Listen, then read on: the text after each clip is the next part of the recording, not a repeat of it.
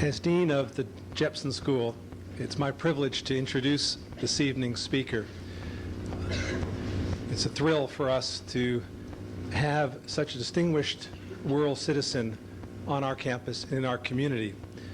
When the Jepson School was established, the university's Board of Trustees declared that the fabric of civilization depends on citizens who understand that leadership is service and that their very citizenship carries an obligation to lead when circumstances demand. The trustees went on and said that our nation and the world are in urgent need of compassionate, dedicated, effective, courageous women and men in such leadership roles.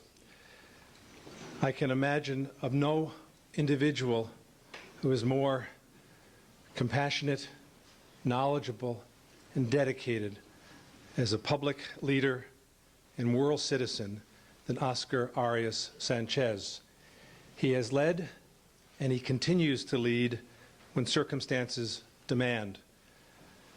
His undergraduate degrees are in law and economics from the University of Costa Rica. His master's degree is in political science from the London School of Economics and Political Science.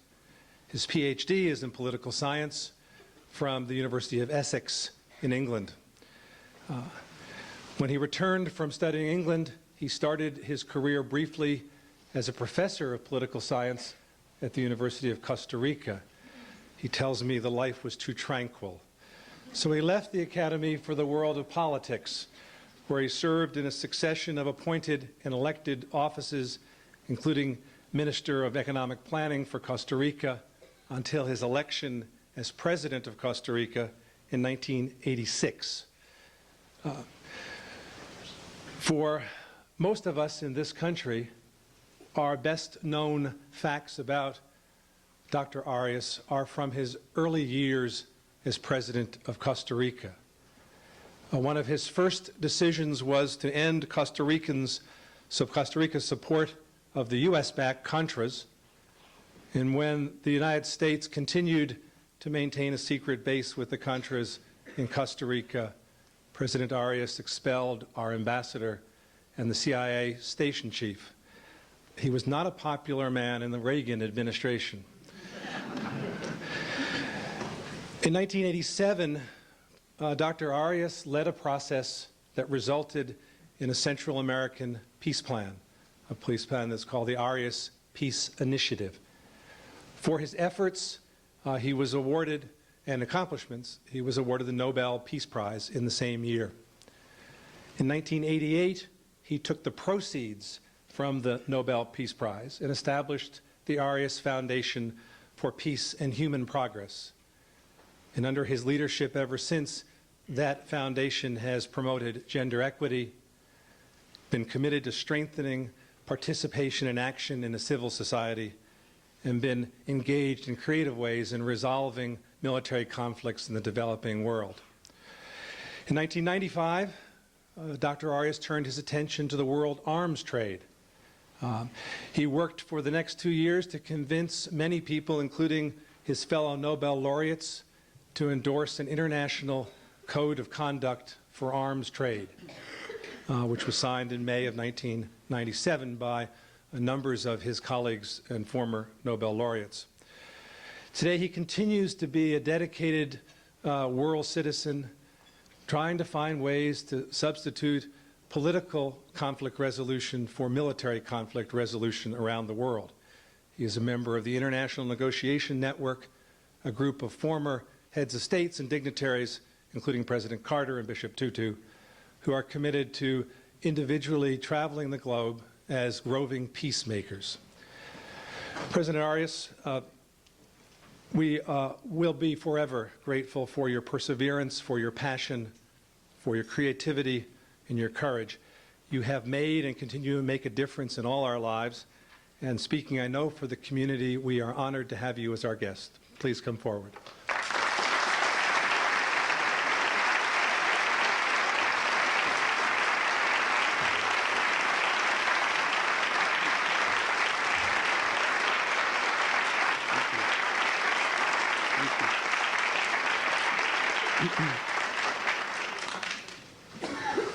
Thank you.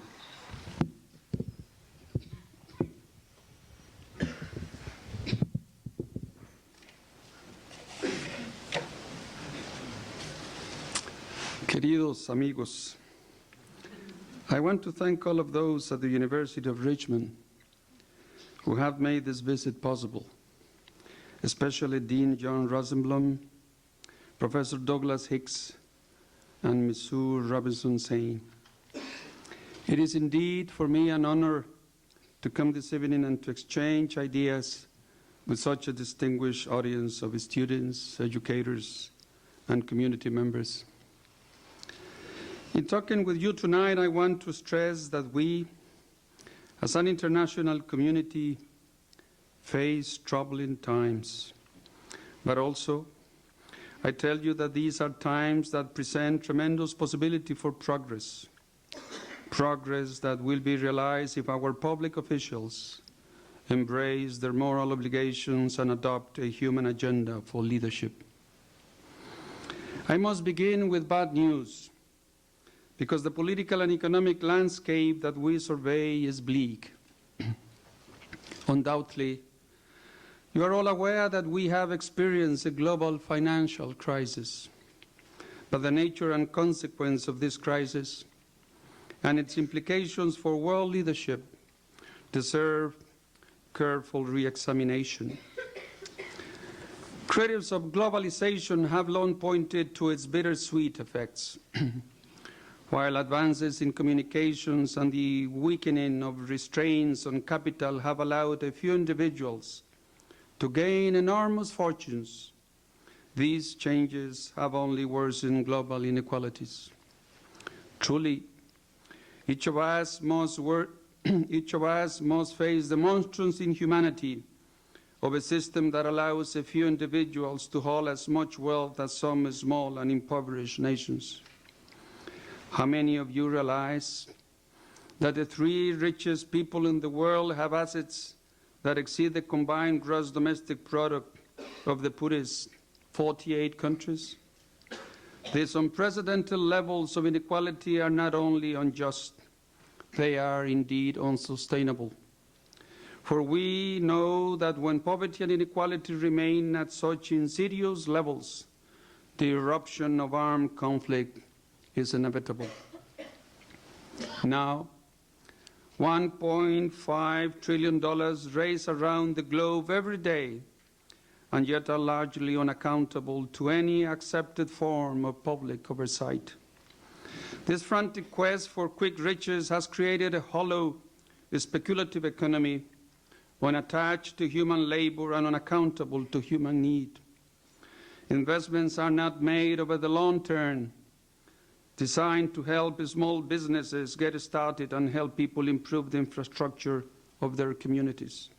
Instead, bankers pit foreign currencies against one another, invested for days or even just a few hours. They create immense profits for the most privileged, but leave a devastating trail of destabilization and misery in their wake. Recently, we have seen that the global economic order is subject to panic and rapid fluctuation. As wealthy financiers lose money in crumbling East Asian economies, in Indonesia or in Brazil, pundits and bank officials have begun to speak of a crisis.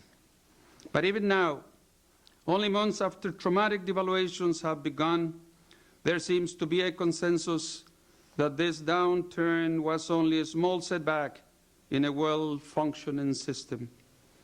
But I tell you tonight, my friends, that there is a much deeper crisis underlying the financial panic, one which this consensus of experts overlooks.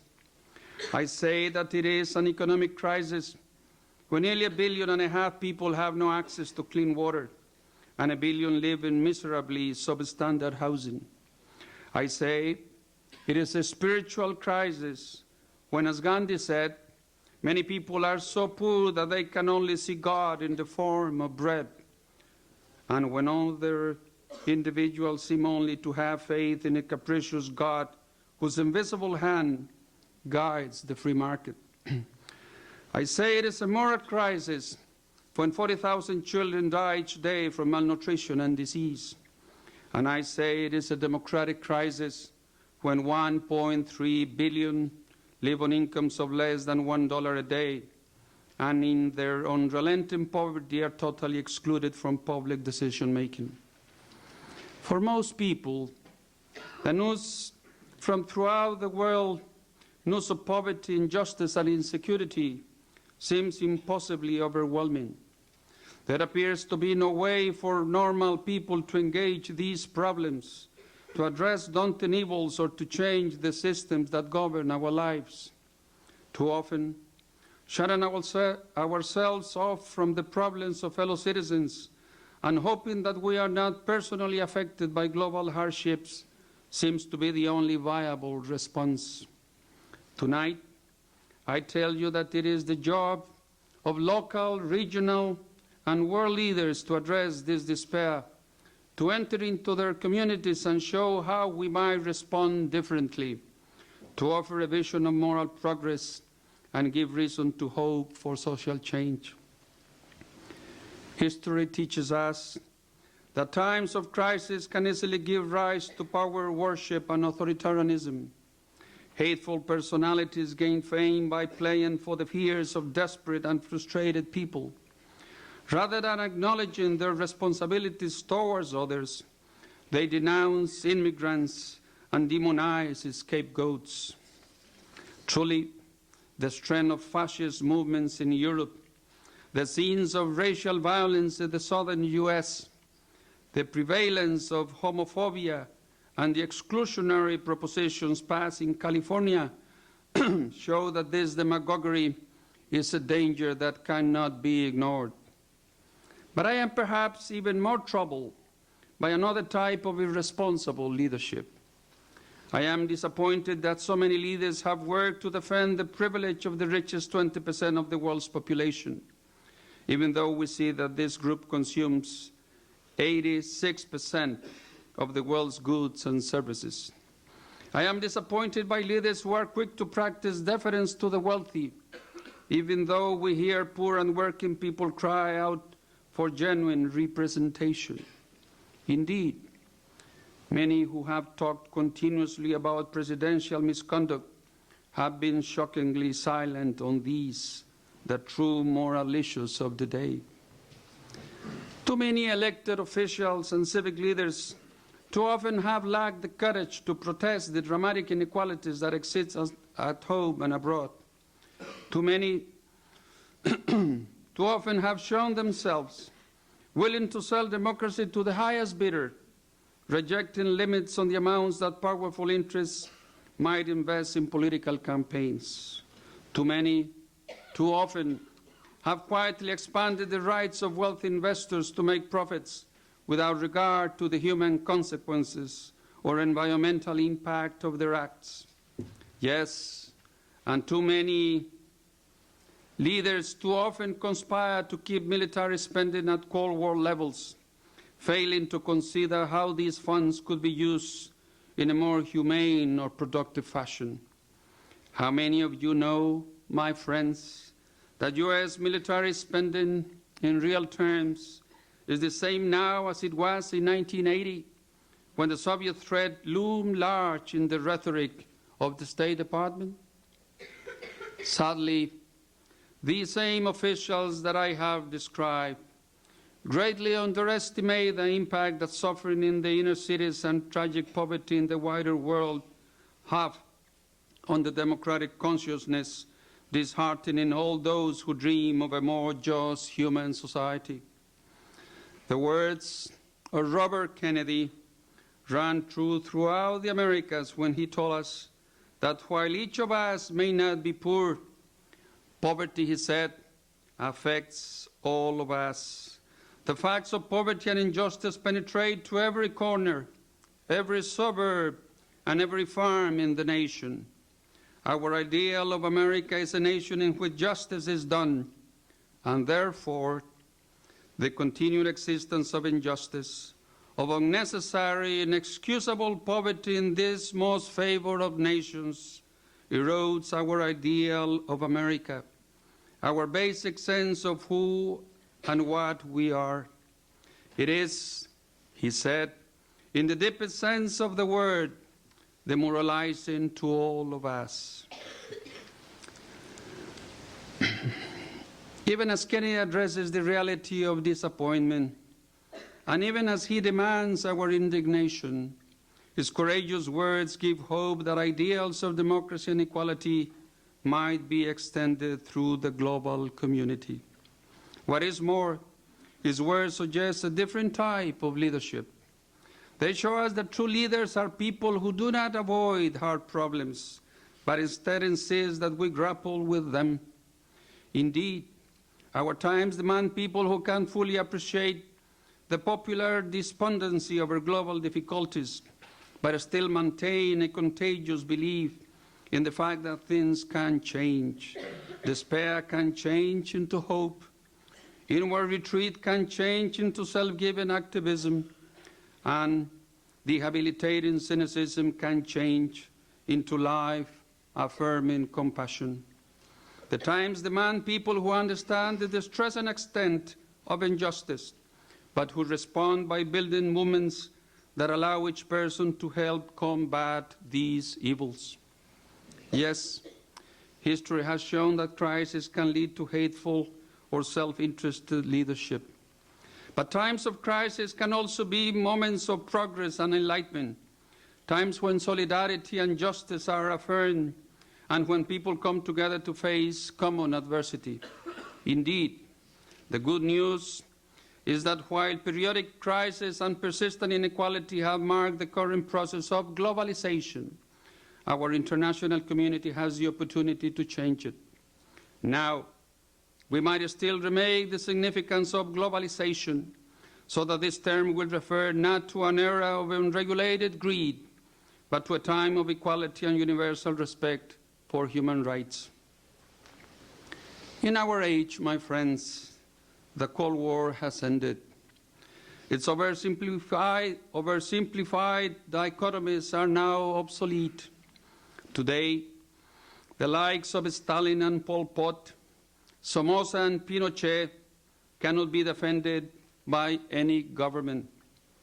What is more, globalization offers unique potentials for human unity. Thinking globally, we are able to draw from the best of the world's ethical and religious insights, to emerge with a thoroughgoing defense of the importance of human rights, the sacredness of the Earth's ecosystems, and the dignity of meaningful work. A human agenda for leadership recognizes the opportunity that this globalization brings. It draws strength and inspiration from the ethical victories of the day. For while the last decade had witnessed distressing levels of poverty, militarism, and consumption, it has also provided us with some exemplary scenes of human integrity. We have seen women rally for their rights in Beijing. We have seen a new era of peace come to Central America, and we have seen Nelson Mandela lead the South African people away from the horror of apartheid. Rather than allowing globalization to be defined by rampant speculation and persistent inequality, a human agenda insists that these victories and the moral victories yet to come must characterize our current era.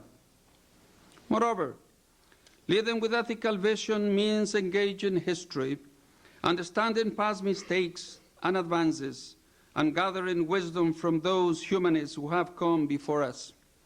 We still can learn much from the sages of ancient Greece. From Plato, we know well of the relentless mission of Socrates, who, he said, goes about doing nothing but persuading you, young and old, not to care for money so much as you care for the excellence of soul.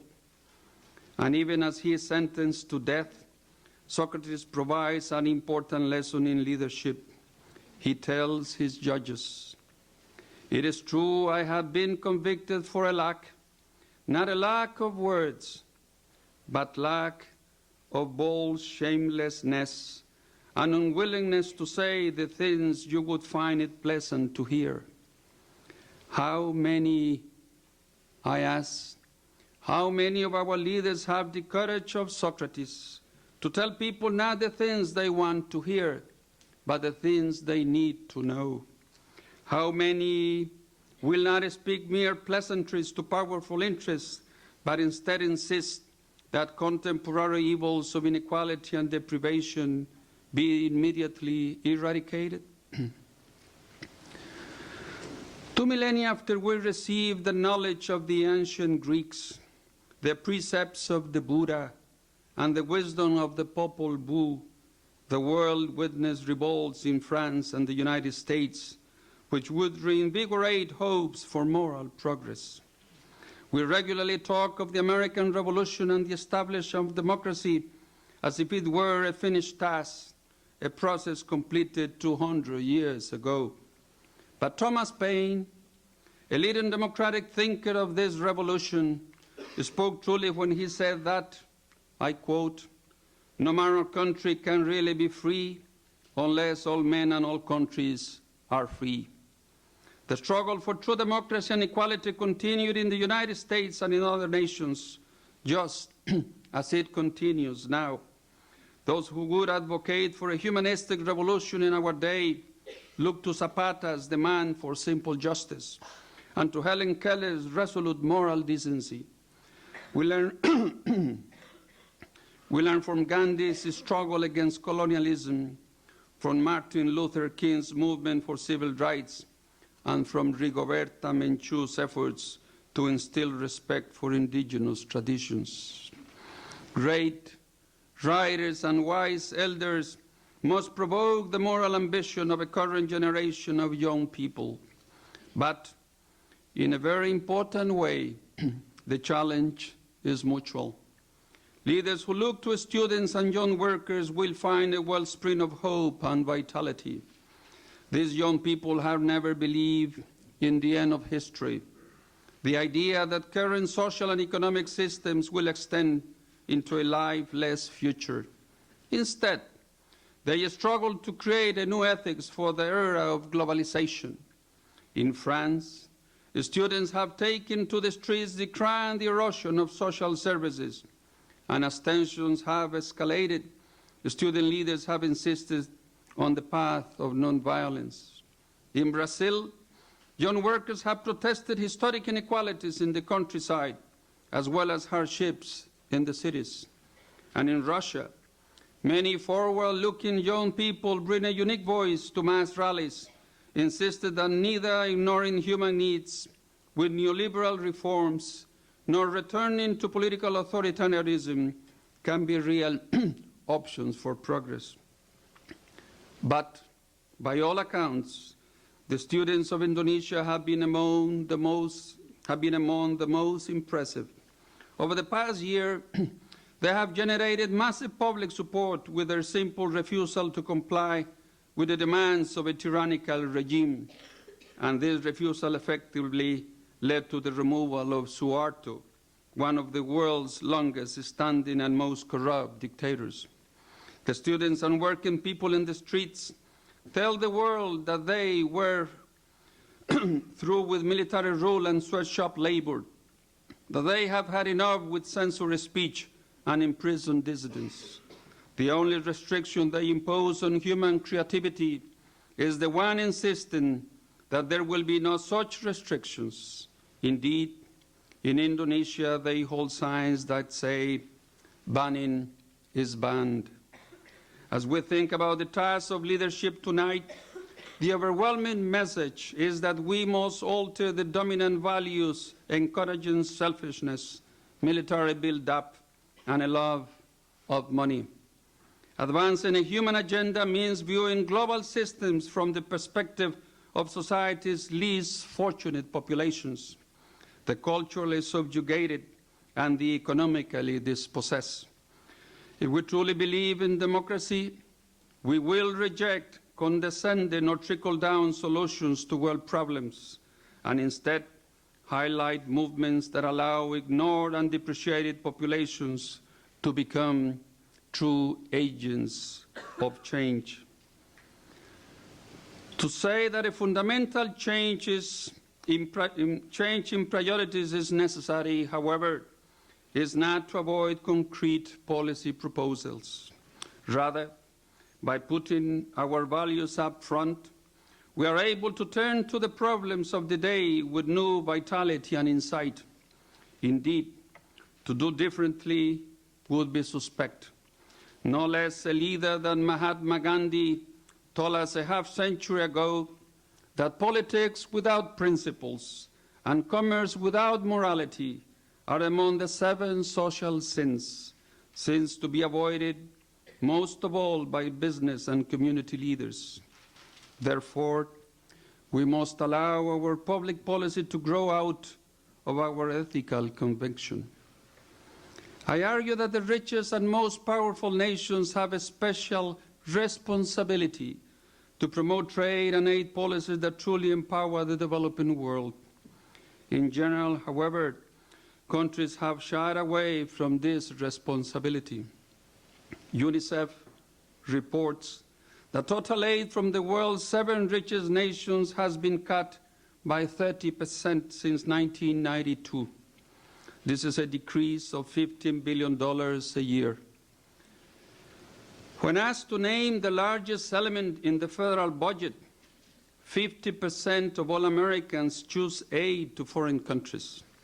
In fact, funds available for such assistance are, as you all know, negligible. The U.S. spends less than 0.1% of its GNP on foreign aid, only 1/10 of what many Nordic countries give. Debt forgiveness should also be part of an expanded program of just humanitarian support. From 1982 to 1990, debtor countries in the South paid their creditors in the North $6.5 billion in interest and $6 billion in principal payments per month, as much as the entire developing world spends on education and health. Yet, their debts were 60% greater in 1990 than in 1982. Honduras and Nicaragua, the 2 countries hit hardest by Hurricane Mitch, have a combined foreign debt of over $10 billion.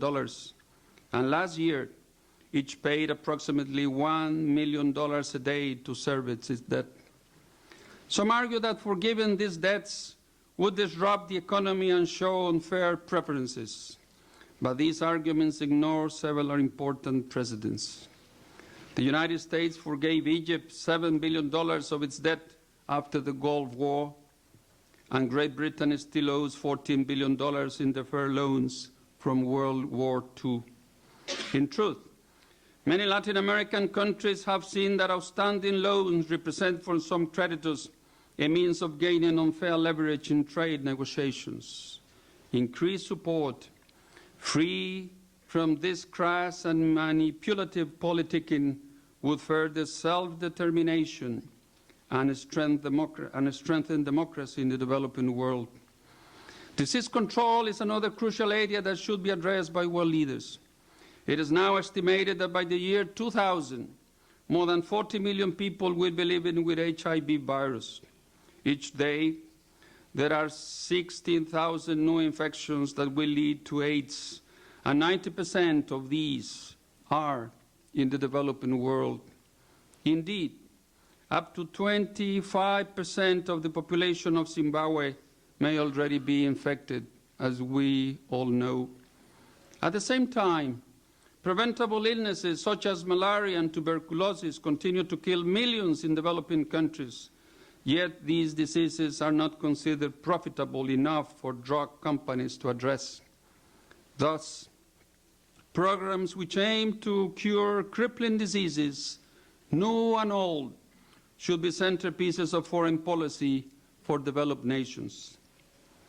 Reinvigorating humanitarian aid and fighting disease are 2 necessary steps in an overarching effort to change the moral and political focus of the international community. But without a doubt, my friends, military spending represents the single most significant perversion of worldwide priorities known today. Failures in 1997 constitutes a global tragedy. In India and Pakistan, in Indonesia and sub-Saharan Africa, in the former Yugoslavia and many other nations, bloated military budgets have led to profound deprivation and human suffering. Unfortunately, half of the world's governments dedicate more resources to defense than to health programs. Such distortions in national budgets contribute to poverty and retard human development. War and the preparation for war is one of the greatest obstacles to human progress, fostering a vicious cycle of arms build-ups, violence, poverty, and inequality. Recently, I have been very critical of President Clinton's plans to create the largest increase in defense spending since the Reagan era, a proposed addition of $110 billion over the next 6 years. By maintaining a massive military-industrial complex, the United States sends the wrong signal to other countries whose national budgets desperately need to be directed toward human development. Although the Clinton administration has insisted that domestic necessities will still be accommodated within the budget, these assurances mask dramatic flaws in the moral and political emphasis of U.S. policy. While military officials are given virtually anything they request, approximately 1 in every 5 children in this country grows up in poverty, and over 40 million people lack, as you all know, any health insurance. The impact of military spending worldwide is even more dramatic, and the progress that could be realized if military spending were redirected is tremendous. If we channel just $40 billion each year away from armies and into anti-poverty programs, in 10 years all of the world's population would enjoy basic social services, education, health care and nutrition, potable water and sanitation. Another $40 billion each year over 10 years would provide each person on this planet with an income level above the poverty line for the country. Shockingly, this life-giving $80 billion in annual funds would represent only 10% of world defense expenditures. Unfortunately, the U.S. government has failed to provide leadership for true international security. Many times, Congress has refused to participate in initiatives to establish a cooperative framework for global security.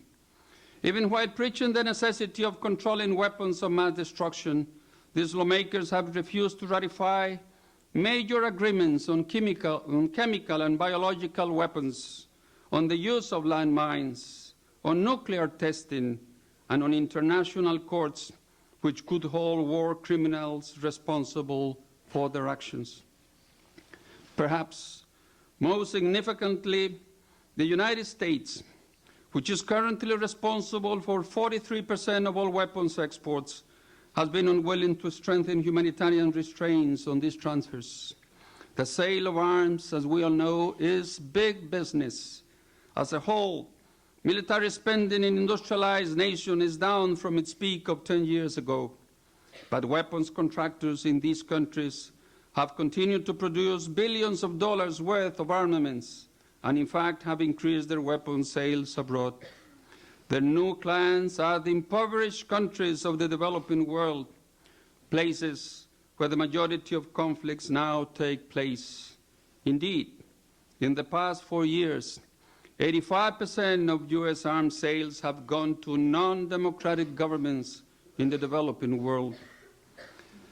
At the end of 1997, weapons manufactured in the United States were being used in 39 of the world's 42 ethnic and territorial conflicts. It is unconscionable for a country that believes in democracy and justice to continue allowing arms merchants to reap profits stained in blood.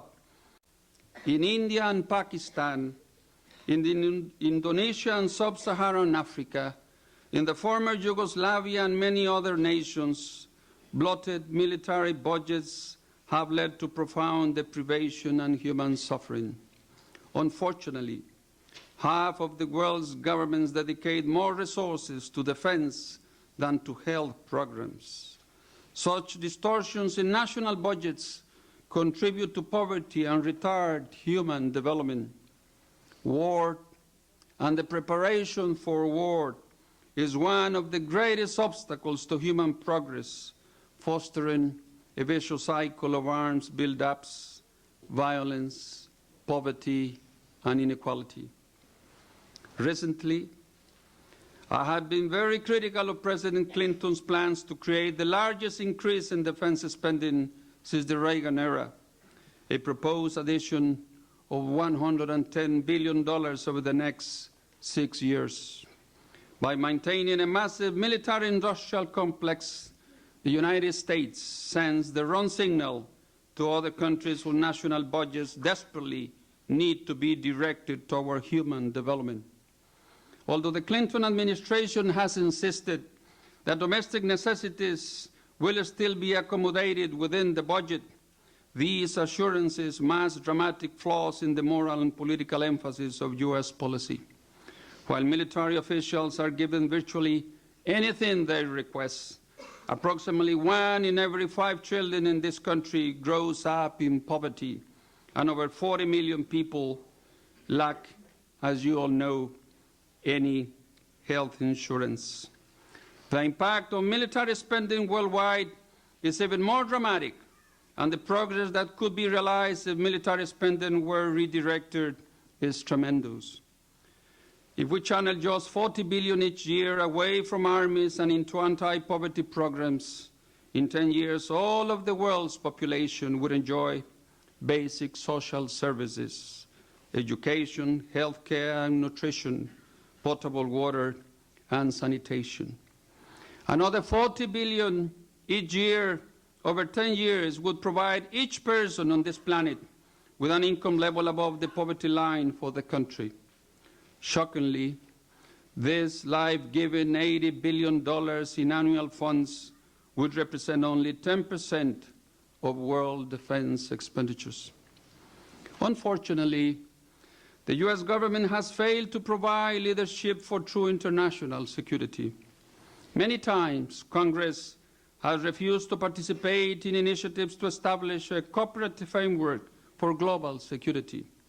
Even while preaching the necessity of controlling weapons of mass destruction, these lawmakers have refused to ratify major agreements on chemical and biological weapons, on the use of landmines, on nuclear testing, and on international courts which could hold war criminals responsible for their actions. Perhaps most significantly, the United States, which is currently responsible for 43% of all weapons exports, has been unwilling to strengthen humanitarian restraints on these transfers. The sale of arms, as we all know, is big business. As a whole, military spending in industrialized nations is down from its peak of 10 years ago. But weapons contractors in these countries have continued to produce billions of dollars worth of armaments, and in fact have increased their weapons sales abroad. Their new clients are the impoverished countries of the developing world, places where the majority of conflicts now take place. Indeed, in the past 4 years, 85% of U.S. arms sales have gone to non-democratic governments in the developing world. At the end of 1997, weapons manufactured in the United States were being used in 39 of the world's 42 ethnic and territorial conflicts. It is unconscionable for a country that believes in democracy and justice to continue allowing arms merchants to reap profits stained in blood. But ironically, vast amounts of taxpayer money go to support this immoral trade. In 1995, the arms industry receives $7.6 billion in federal subsidies. This amounts to a huge welfare payment to wealthy profiteers. In pursuing true solutions to contemporary defense concerns, we urgently need to work together as an international community to limit the availability and spread of deadly weaponry. For this reason, my friends, I have called together my fellow Nobel Peace Laureates to advocate an international code of conduct on arms transfers. This code of conduct is a comprehensive international effort to regulate and monitor arms sales. It would prevent undemocratic governments from building sophisticated arsenals. Governments which systematically abuse internationally recognized human rights through practices such as torture or arbitrary executions would not receive any military training. Countries that commit genocide would not be able to buy munitions. Governments engaged in armed aggression against other countries or peoples could not buy missiles. States that support terrorism will be prevented from acquiring weapons. In addition, all countries will be required to report their arms purchases to the United Nations. The International Code of Conduct on Arms Transfers builds on local efforts to regulate sales, such as the measures adopted by the European Union last year. Currently, the U.S. Congress is fashioning a bipartisan plan for U.S. participation in a Code of Conduct effort. The deal will give President Clinton 120 days to begin negotiating a multilateral agreement. We know that arms industry lobbyists will be working to see that the policies pursued during this period are weak and full of loopholes. Thus, those here tonight, and many others like you, must generate the kind of popular pressure that will force strong and resolute action. My friends, I have told you that a moral agenda for leadership will be both a matter of policy and a matter of principle. But in conclusion, I must also stress any shift in our communal priorities must also be a personal, existential matter. Each of you must reconsider the privilege you enjoy as citizens in a wealthy country and as beneficiaries of this fine university. And you must embrace the responsibility that comes with this privilege. The point is not to feel guilty about the gifts you have received, but to feel always committed to the struggle to guarantee that all lives may live such dignified lives. Do not be overwhelmed by the problems we face. Instead, be determined to make your mark against poverty and inequality. For it is this determination that builds hope, and it is hope that allows people to join together in the movements that change the world. I tell you that tonight there is no technological barrier to restrict our creativity. There is no lack of access to information that will hinder our knowledge, and there is no national border strong enough to contain our solidarity. Now, it is only a lack of will that stops great moral advances from becoming reality. Only a shortage of honesty and ethical vision that limits our compassion, and only our lust for material accumulation that prevents us from forever abolishing war and poverty. The bad news of our present predicament is that we face a profound crisis. But the good news radiates from the faces in this audience, from the students joining hands in the streets throughout the world, indeed, from all of the movements organizing for change. The good news is that we can build a new globalization based on just and sustainable development. And as we mold this bold program for progress, we too will be transformed. We will find ourselves altered by the revived memory of our most noble aspirations. In the end, my friends, we will have created not only a better world, but also a new, more compassionate people. Thank you.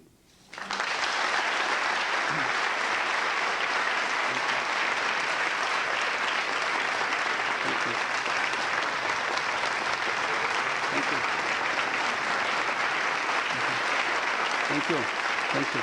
Thank you. Thank you. Thank you. Thank you. Thank you. Thank you.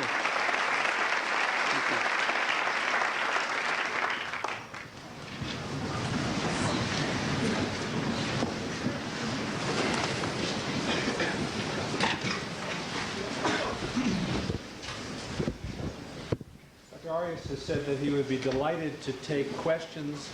If you have some and don't have a loud voice that we all can hear, there are microphones on both sides of the stage, and the conversation is yours.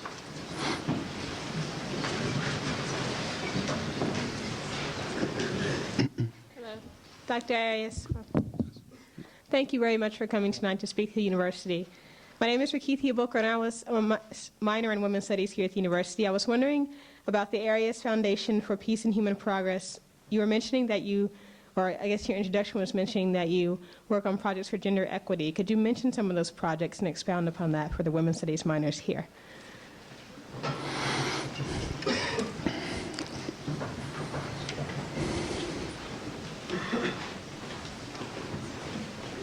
Yes, we are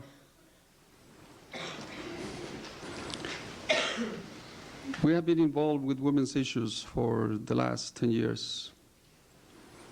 While I was president, we passed some legislation concerning the equality of rights for men and women. And since then, we have been trying to influence some of the governments in the region, not only in Central America, but in the whole of Latin America, to follow, to do something like what we did in the late 80s. Simply because, well, as you are well aware, you know, we Latin Americans have a culture of machismo, and indeed there is a lot to do concerning equal opportunities for women in our region. That's all I could tell you. I wouldn't like to elaborate because I believe there are so many people wanting to ask questions that I don't want to expand myself in the answers to these questions. Yes. The Reagan administration has put a lot of pressure on Costa Rica to spend more money on the military, as I understand it. How has that affected Costa Rica? No, well, they didn't ask us to put money on the military simply because we had no military. We haven't had an army for the last 50 years, 51 years, in 1948. What I was told by Jean Kirkpatrick was that Costa Rica was not a viable country because we had no armed forces. And I believe she was wrong. Since then, my dream at that time, I must tell you, was to make of Central America the first demilitarized zone in the world. And indeed, no other region of the world has cut military spending more drastically than the 5 Central American countries. When Panama was invaded, and President Endara was sworn in the Panama Canal, no Latin American country or government wanted to accept the new government in Panama. So the Latin American governments didn't recognize the Endara government diplomatically.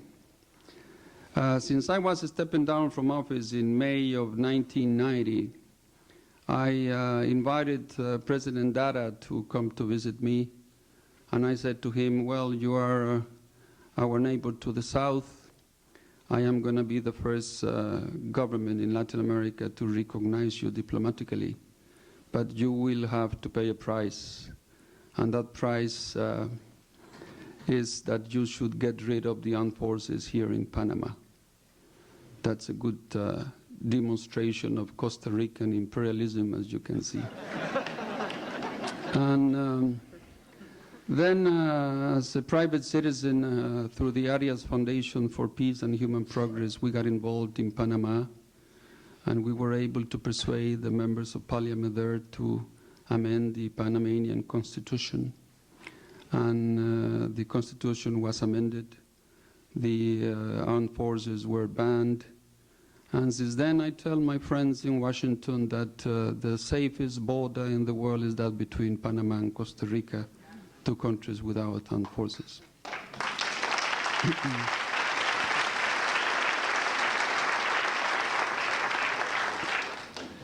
How you doing? This is a question. This is going to be a little bit different type of question, I guess. Obviously, you are definitely intrinsically motivated to do some of the things that you've done. But what are some of your extrinsic rewards or what are some of the extrinsic rewards that motivate you to do what you do? The what? Extrinsic, like such as money, or what are different things that motivate you to do some of the things that you do? I mean, an example of extrinsic motivation would be money. I mean, I'm not saying that's why you do this.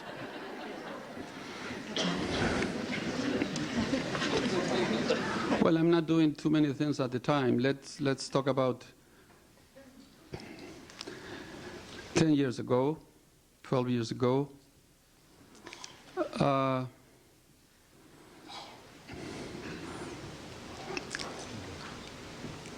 I told Vice President Bush, who came to my inauguration in May of 1986, that I had campaigned promising the Costa Rican people that it was not enough for my country to be just a neutral country in the conflict in the region, that we should become active agents for peace, that I wanted to go and visit my colleagues, the other countries of Central America, to preach peace because I didn't want them to come to Costa Rica to preach war. And at that time, we agreed to disagree. His government, President Reagan's government, was determined to get rid of the Sandinista government through military force. They never believed that there was a chance of finding a diplomatic solution in the region. They never gave any consideration to the possibility of finding a diplomatic solution and putting an end to the war at the negotiating table. Just like most people in Washington do not believe that there is a chance for a diplomatic solution in Kosovo, for instance. So I introduced the peace plan, and the essence of the peace plan was democracy is a precondition for peace, for lasting peace. We signed the peace plan, the 5 Central American presidents, in August of 1987, and we were able to comply with it. I was told that, well, what is usual in Washington when they disagree with a head of a state of a tiny, insignificant, unknown country like Costa Rica, they told me, how can you be so naive to believe that Marxist-Leninist government is going to hold free and fair elections? And my only answer to them was, well, there is always a first time. Let's see. We have agreed to comply with what we have signed, and we need to. We cannot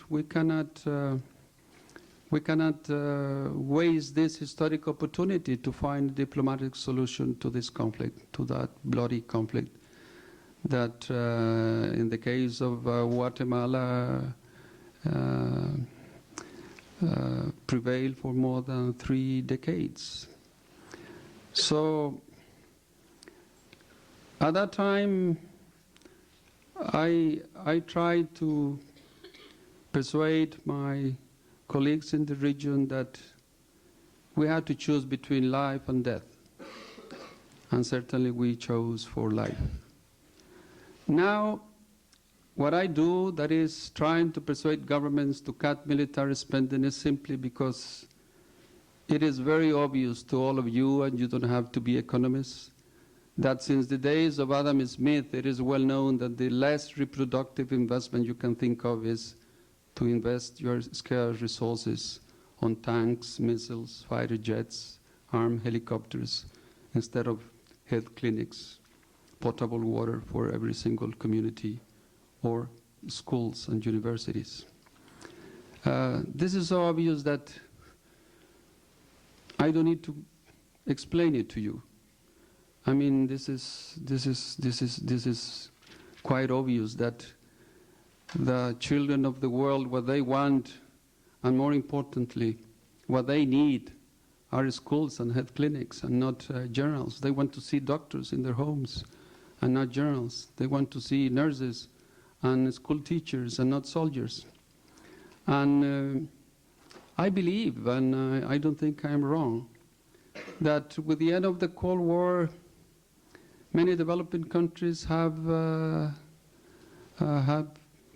lost, have become losers. Others have become winners, but certainly the poorest countries in the world have lost with the end of the Cold War. Because there are three ways how to help a poor country. Through trade, trade and not aid is what Washington has been saying for the last 20 years. But you preach, as you are aware, free trade, but you don't practice it.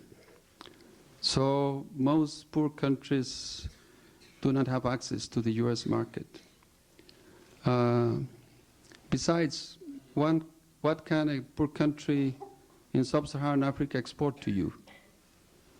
They have nothing to sell. So trade is not going to help them. There is another way, foreign aid. Now, I have pointed out that the US, among the OECD countries, is spending about 1/10 of what the Nordic countries spend, about 1/6 of what France spends, and Germany and Japan. In absolute figures, Japan, France, Germany spend more than you do. And you spend your money not taking in consideration basic needs, but your strategic interest. Most of the aid goes to countries which do not need it. Certainly the Israeli lobby in this country is very powerful. But Israel already has a higher standard of living than England, $18,000 per year. While the Palestinians in Gaza, where I was only 2 months ago, after President Clinton had visited Gaza and inaugurated the airport, their income per capita is about $500. $500 vis-a-vis $18,000 in Israel. So very few people know, and this is something I have told the students here during the last 2 days, that the US is spending $700 million in foreign aid to sub-Saharan Africa. This is a subcontinent or a continent with 700 million people. In other words, you are spending in sub-Saharan Africa $1 per person per year. Certainly, with that sort of foreign aid, you're not going to solve the problems of sub-Saharan Africa. And then you have foreign direct investment. In a globalized economy, I was pointing out that the flows of capital amount to $1.5 trillion every 24 hours. Well, the amount of foreign direct investment varies year after year. But sometimes, last year, I believe it was about $300 billion. But 2/3 go to industrialized nations, 1/3 goes to the developing countries, and about 85% of them goes to about 12 nations in the developing world. China gets about 40%. In Latin America, Brazil, Argentina, Mexico, a little bit goes to Chile, but nothing goes to Haiti, for instance. Not a penny goes to Nicaragua or to Honduras. Why should anybody want to invest in Nicaragua? So How much foreign direct investment goes to sub-Saharan Africa? Perhaps 1% of the total. Certainly, I applaud President Clinton's initiative for debt forgiveness to the poorest countries of the world, certainly most of Africa. In Africa, there are countries like Uganda, for instance, with an external debt which amounts to 260% of its GDP. A country like Brazil is spending about 60% of Brazil's exports earnings in servicing its debt. And the irony is that for quite a long time, during most of the 80s and the 4 fair years of the 90s, the external debt of the developing world increased. It amounts to about $2.1, $2.2 trillion today. And the irony is that, as I pointed out, giving you some examples, the more you pay, the more you owe. So we need debt forgiveness for the poorest countries of the world. Let me just tell you that the amount of the external debt of the countries in sub-Saharan Africa the total of the external debt of the sub-Saharan countries amount to 1% of the combined GDP of the OECD countries. So it is just peanuts for the wealthy countries of the OECD. The industrialized nations would even notice that they have spent just a small, tiny percentage of the GDP for giving the debt to countries which otherwise they won't be able to improve the quality of living of their people. In the case of Africa, and I'm very much concerned about Africa because it's hard to say this, but it's almost a continent without any hope. It is already a fact that sub-Saharan Africa will have about 2 billion people in the year 2050. And according to UNDP, the average per capita in the year 2050 is going to be $400. That is the same income per capita of today. This is why I've been telling the industrialized countries that it is more than a crime, it is immoral to keep sending arms to Africa. It is indeed more than a sin, more than a crime. It is indeed immoral to profit with the poverty of the sub-Saharan African people. So if that is the case, we need to help ourselves. And to govern is to choose. If you have too many priorities, then you don't have any priority. So we need to cut military spending. This is obvious. And this is why I do this, simply because no one else is doing it. And this is the way I answer to your question.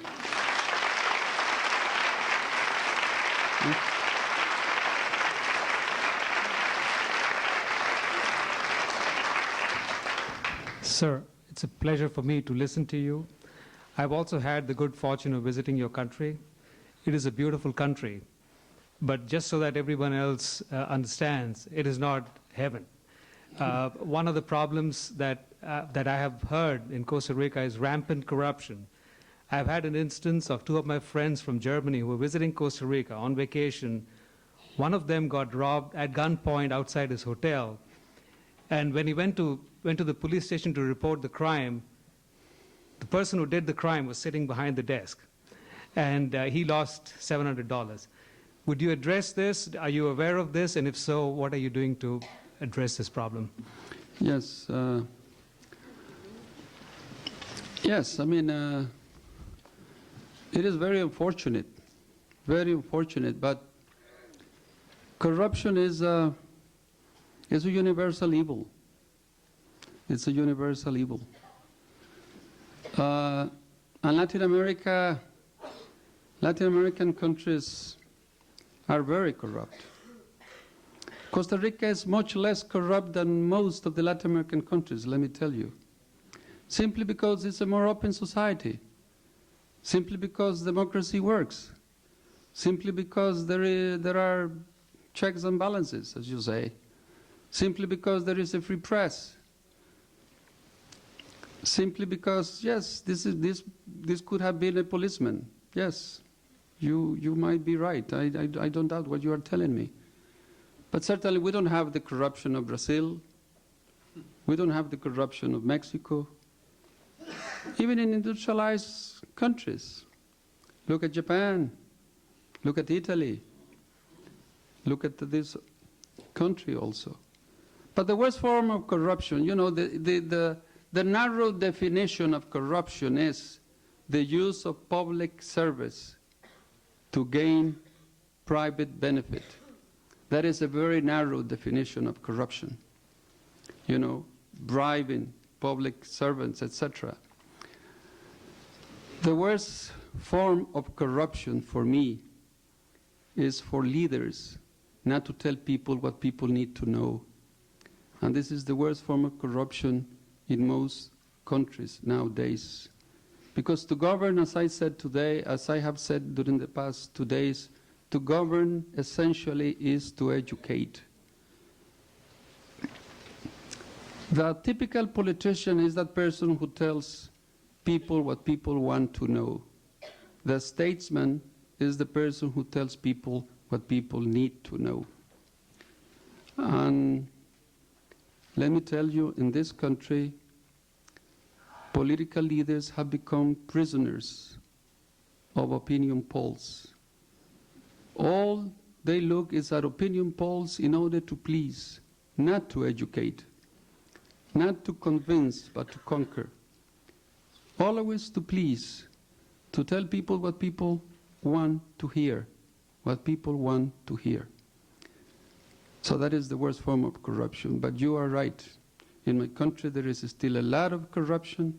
I belong to Transparency International, which is fighting corruption all over the world, just like Amnesty International is fighting for human rights. We are fighting to prevent corruption. And again, how many people know how much the exporters of arms pay bribing military people in the developing world so that they would buy arms from a particular country? A lot of money, simply because we don't know the price of these arms. We know the price of gold, we know the price of silver. You read a local newspaper, you know the price of coffee, the price of sugar, the price of cotton, the price of all the commodities, but not the price of a tank, not the price of a fighter jet, not the price of an armed helicopter. Now let me ask you one question. Do you come from India or from Pakistan? India. From India. Well, let me tell you something then. I do regret that the leaders of your country have betrayed the Indian people, because I find it is a betrayal to spend billions and billions and billions and billions of dollars on nuclear research instead of educating the Indian children. Yes. Dr. Arias, in my opinion, I think you fight corruption on a worldwide level, and I'd like to hear a little bit more about what efforts and outcomes of fighting the arms industries around the world, what outcomes you've had with that in other countries that you're trying to persuade to abolish their armies. And I believe I read recently about a country in Africa that you know didn't. Well, I've been trying to persuade some countries in Africa with no success up to now, but yes, the Arias Foundation held a conference with the defense ministers of sub-Saharan Africa in Arusha last June, and it was very interesting. You know, African countries were spending 30 years ago, 35 years ago, about 0.7% of GDP on defense, 0.7. Now, as an average, they spend about 3.5%. That is 5 times more. Again, we cannot only blame the sellers of arms, the exporters of arms. They are also responsible. Of course, they are responsible. I mean, again, it's a matter of priorities. Take any African country.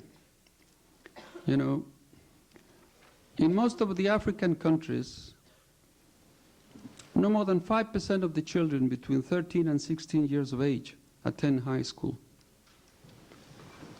And even between 6 and 12, K-12. In many countries, only about 20% attend elementary school. So as I said before, it's a country condemned to poverty forever and ever unless we do something. There's no other way. The population of the world quadrupled in this century. It is already a fact that the world population will be about $10 billion in 50 years' time. More than 90% will be living in the developing world. So I can foresee that illegal migration is going to be one of the main causes for trouble, for conflict in the 21st century. At the end, it seems to me that unless we change our ethics, we will be able to enjoy peace in the 21st century. But with the greed, the selfishness, the cynicism, the hypocrisy of the 20th century, I don't think we can survive in the 21st century. Perhaps one last question. Yes? What institution in society do you see to be the most capable or having possibly delegated the primary role of propagating or promoting these values and morals for a more humane society? The family.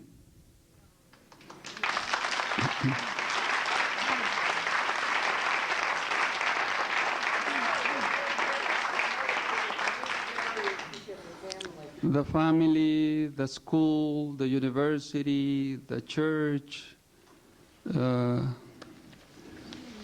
whoever you can think of. Certainly we need to do it because otherwise we need more compassion. We need more generosity. We need more solidarity. I know most students are mainly concerned about the future. But unless a new generation of Americans become active in politics in the years to come, it is going to be very difficult for this country to lead as the world expects the U.S. to lead. Because as I have said here on many occasions, you are the only economic superpower, the only military superpower, but that's not enough. The world expects the U.S. to be also a moral superpower. So then how can you keep selling arms indiscriminately to dictators? How can you prevent conflict in the 21st century if you are arming dictators? The boomerang effect, you've seen it in Iraq, in Haiti, in Panama, in Somalia, American arms killing American soldiers. I don't know if in the past you sold arms to Tito, and now they are in the hands of Milosevic, but if you send soldiers there, they might die killed by an American arm, and this isn't fair for you. It was Lincoln who said, right is might, and not the opposite. So, this reminds me of the words of Albert Einstein. Only morality in our actions can give beauty and dignity to our lives. Thank you very much.